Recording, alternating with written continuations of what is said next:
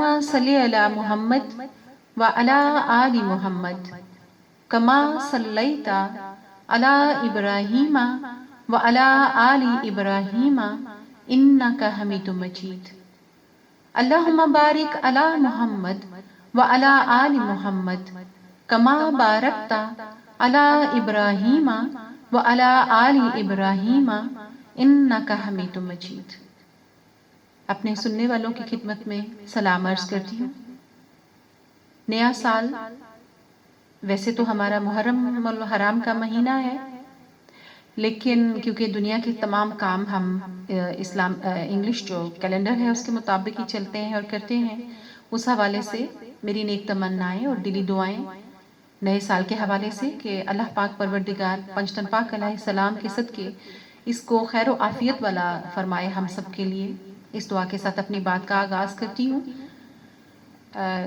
جین کے آج 18 ہو گئی ہے، اور جب سے نیا سال شروع ہوا میں کوئی نئی چیز کوئی نئی بات آپ سے میں نے نہیں شیئر کی، کچھ مصروفیت کی وجہ سے، کچھ اللہ پاک پروردگار کی مصلحتیں ہوتی ہیں۔ جب ہم کسی کام سے رکے ہوئے ہوتے ہیں، سم ٹائم ہمیں سمجھ نہیں ہوتی، ہمیں آئیڈیا نہیں ہوتا، ہمیں علم نہیں ہوتا، ہمیں ادراک نہیں ہوتا کہ کہاں پر رکنے میں ہمارے لیے فائدہ ہے اور کہاں آگے بڑھنے میں ہمارے لیے فائدہ ہے۔ وہ ذات برحق، وہ ذات بابرکات ہمارے لیے ہمیشہ اچھا ہی کرتی ہے۔ میں بھی سوچ رہی تھی کہ دو مصروفیت کے باوجود پہلے بھی میں کر ہی لیتی ہوں بیچ میں مینج، تو مگر میں چینل کے لیے نیا سال بھی شروع ہوا ہے، اتنے دن گزر گئے ہیں تو کچھ معلوم نہیں کہ کیوں رکی ہوئی ہوں، کیوں نہیں کر پا رہی۔ آئیڈیاز تو ہر دن ہر وقت ذہن میں چل رہے ہوتے ہیں، لیکن عمل نہیں ہو پا رہا تھا۔ تو میں شکر گزار ہوں اپنے مالک کی، اپنے خالق مالک رازق کی، پاک پروردگار کی، کل جہانوں کے مالک کی، کہ اس نے مجھے یہ سعادت دی کہ نئے سال کا آغاز میں انتہائی پاک متبرک ہستی کی خدمت اقدس میں اپنا جو ہے سلام اور اپنا دکھ، اپنی تکلیف، اپنی عقیدت، اپنی محبت ان کی خدمت اقدس میں پیش کر سکوں اور اسی سے آغاز ہو۔ اللہ پاک پروردگار حبیب کریم صلی اللہ علیہ وآلہ وسلم کے صدقے، بی بی سیدہ فاطمۃ الزہرا کے صدقے آخرت بھی ایسی ہی کرے، آخر بھی ایسے ہی کرے، آخری کلام بھی ایسا ہی ہو اور وہ قبول و منظور ہو جائے۔ آپ سب کے ساتھ جو میں آج آرٹیکل شیئر کرنے جا رہی ہوں، یہ قدرت اللہ شہاب صاحب، آپ کو پتہ ہے بہت معتبر بہت بڑا نام ہے، ان کی کتاب سے اقتباس ہے جو کہ میرے انکل سید ذوالفقار بخاری صاحب جو ہیں انہوں نے میرے ساتھ شیئر کیا،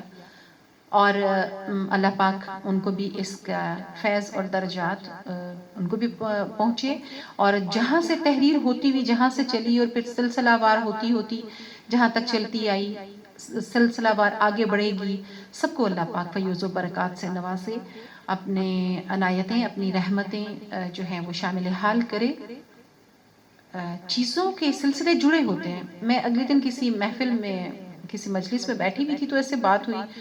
کسی نے ازراہ مذاق کہا کہ پاکستان سے میں بس کچھ اگر رہنا ہے تو بھٹو کا نام جی ہمیشہ ہوتا ہے، جی زندہ ہے بھٹو زندہ ہے۔ میں نے ان سے کہا، میرے ذہن میں روز اکیلے گھر میں بیٹھے ہوئے بھی پتہ ہے ہم لوگ سوچتے رہتے ہیں کچھ چیزیں، کچھ کام کرتے ہوئے، میں ان لوگوں میں سے ہوں جو کام بھی کر رہے ہوتے ہیں تو سوچ بھی رہے ہوتے ہیں، ساتھ ساتھ مختلف چیزیں چینلز کھلے ہوئے ہوتے ہیں دماغ کے اندر۔ تو میں نے کہا کہ آپ نے کبھی اس کی گہرائی پر غور کیا اس بات پر، زندہ ہے بھٹو زندہ ہے؟ میں نے کہا میری بات لکھ کر رکھیے کہیں کہ بھٹو کا نام تا قیامت زندہ رہے گا، یہ نعرہ لگتا ہی رہے گا، یہ کسی نہ کسی صورت میں یہ آواز آتی ہی رہے گی۔ کیوں؟ وہ سیاستدان کیسے تھے، وہ انسان کیسے تھے، میں بہت زیادہ نہیں جانتی، اچھا نام ہے ان کا، اللہ پاک ان کی قبر کو روشن رکھے، جنت کی ہواؤں سے آباد معطر کرے۔ آپ دیکھیے کہ وہ جو ایک خدمت کر گئے ہیں نا، وہ جو اپنے دین کے لیے، مجھے نہیں پتا کہ وہ دین کے کتنے قریب تھے یا نہیں، یہ میرے مالک، میں نے کہا نا وہ بس چن لیتا ہے، جس کو چننا ہوتا ہے چن لیتا ہے، یہ تو نصیبوں کی باتیں ہوتی ہیں۔ بعض اوقات وہ ساری 50-60 سال کے زندگی کے روزے اور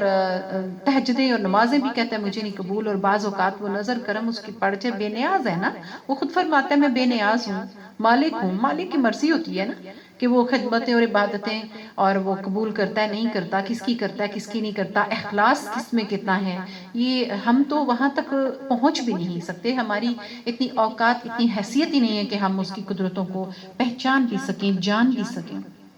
تو بھٹو صاحب نے جو قادیانیوں کو کافر قرار دینے کا قانون پاس کیا، ماشاءاللہ،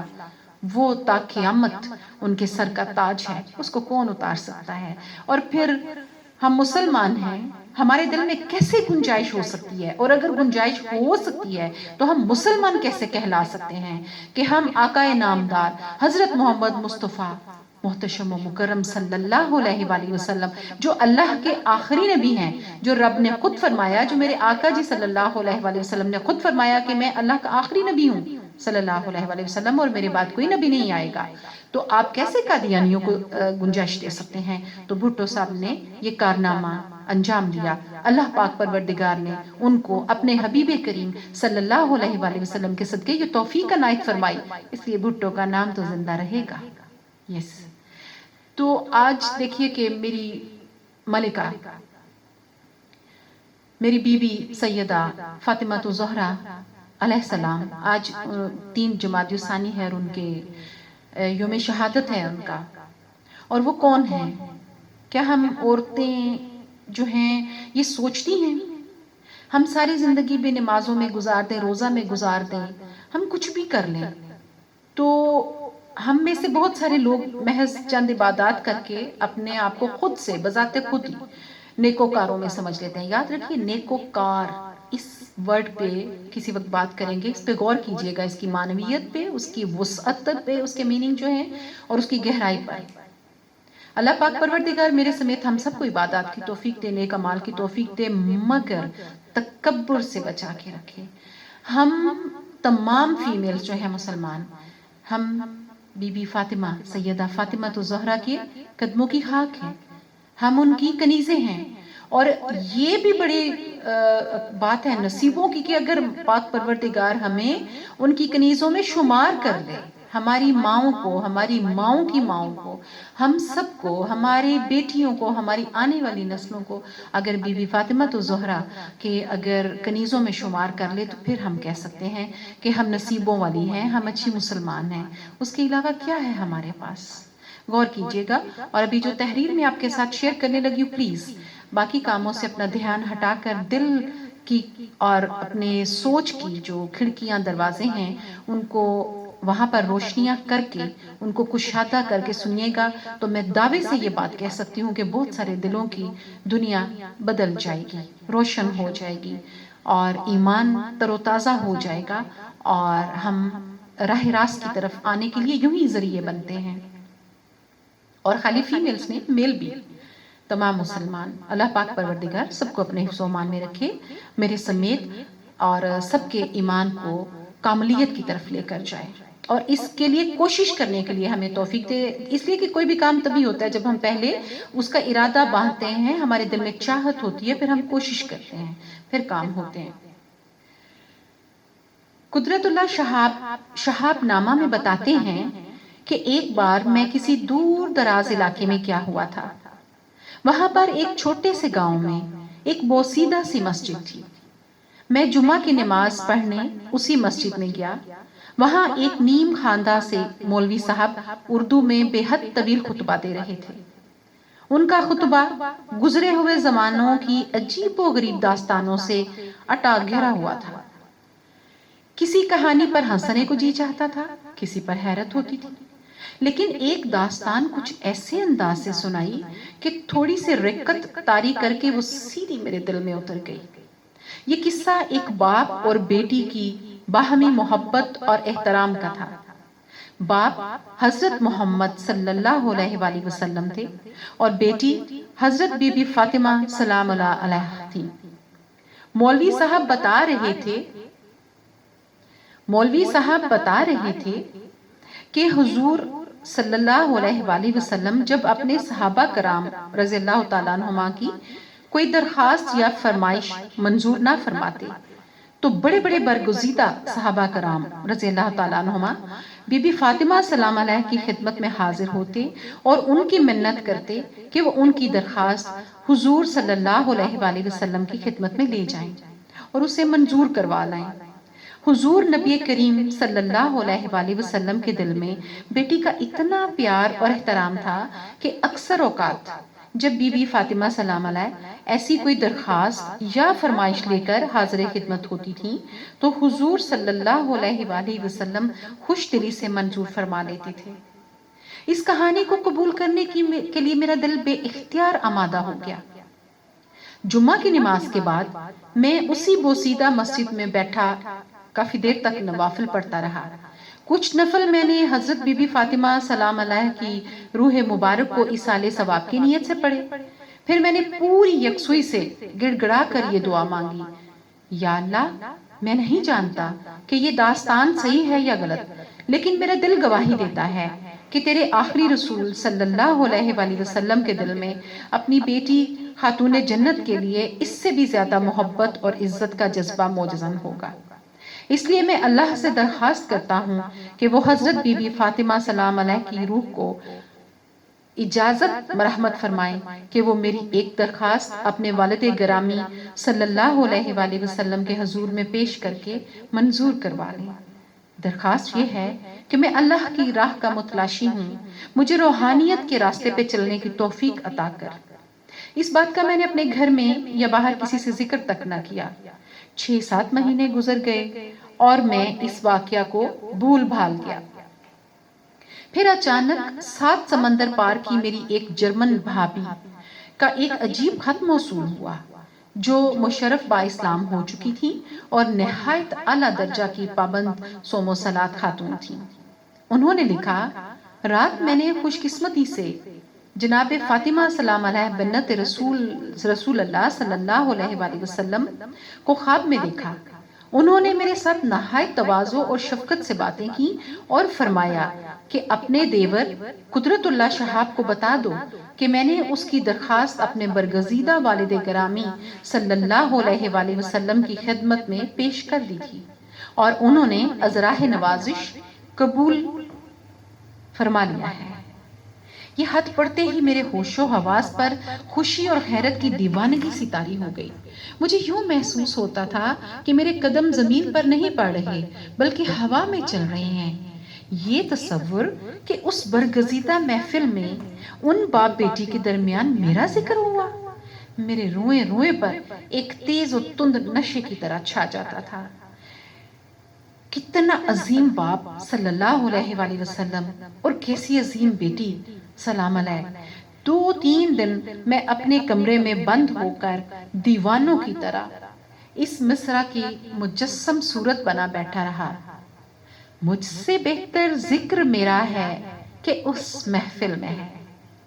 اس کے بعد کچھ عرصہ تک مجھے خواب میں طرح طرح کی بزرگ ہستیاں نظر آتی رہیں، جن کو نہ تو میں جانتا تھا، نہ ان کی باتیں سمجھ میں آتی تھیں اور نہ ان کے ساتھ میرا دل بھیگتا تھا۔ پھر ایک خواب میں مجھے ایک نہایت دل نواز اور صاحب جمال بزرگ نظر آئے، جو احرام پہنے ایک عجیب سرور اور مستی کے عالم میں خانہ کعبہ کا طواف کر رہے تھے۔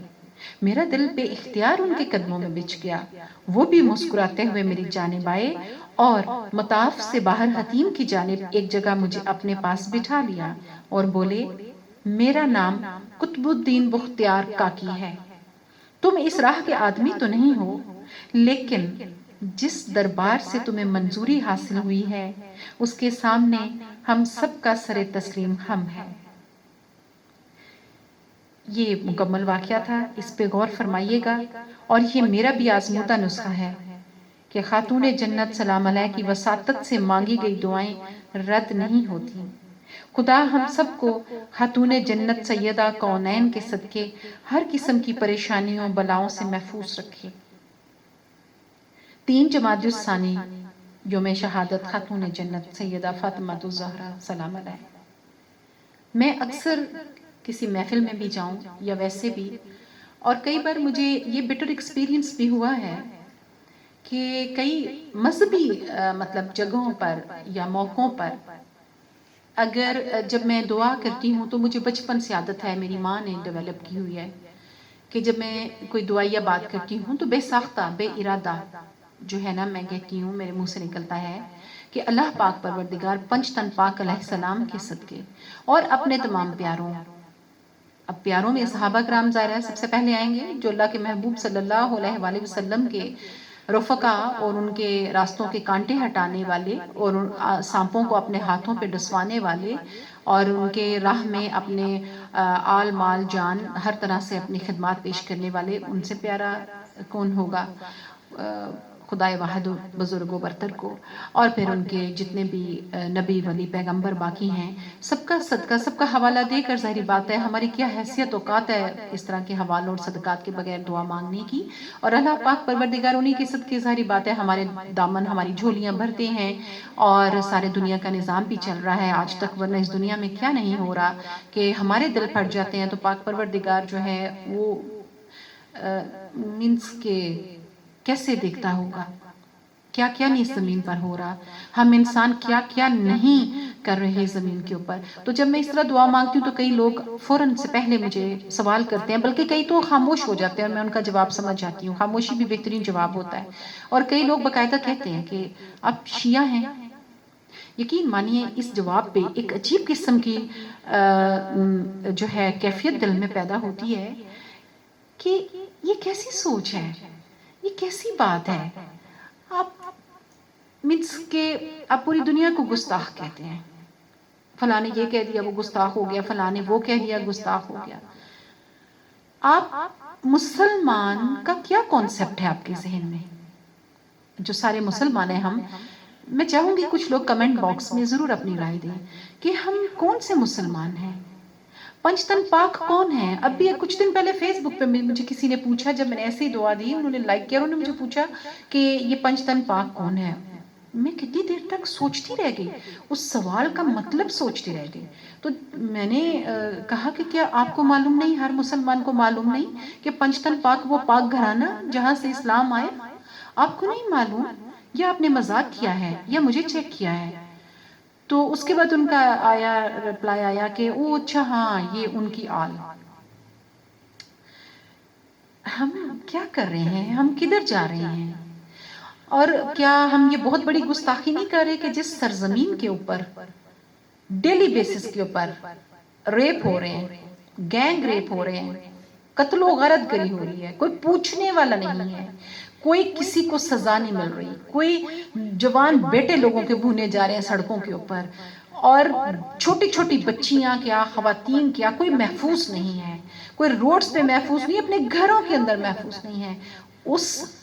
اس زمین کو آپ ریاست مدینہ کا نام دیتے ہیں، اور پھر آپ اپنے آپ کو گستاخ نہیں سمجھتے، پھر آپ سمجھتے ہیں کہ مدینے کے والی جو ہیں صلی اللہ علیہ وآلہ وسلم وہ راضی ہوں گے ہم سے۔ ہم کیا کر رہے ہیں، ہم کدھر جا رہے ہیں، ہماری منزل کیا ہے؟ اللہ پاک پروردگار، میرے پاس حق نہیں ہے کہ میں کسی کو کہوں کہ آپ غلط ہو یا آپ صحیح ہو، لیکن میں یہ ضرور چاہوں گی کہ ہم اس پہ سوچیں۔ میرا کام ہے as a motivational speaker, as a خدمت گار اپنے دین، اپنے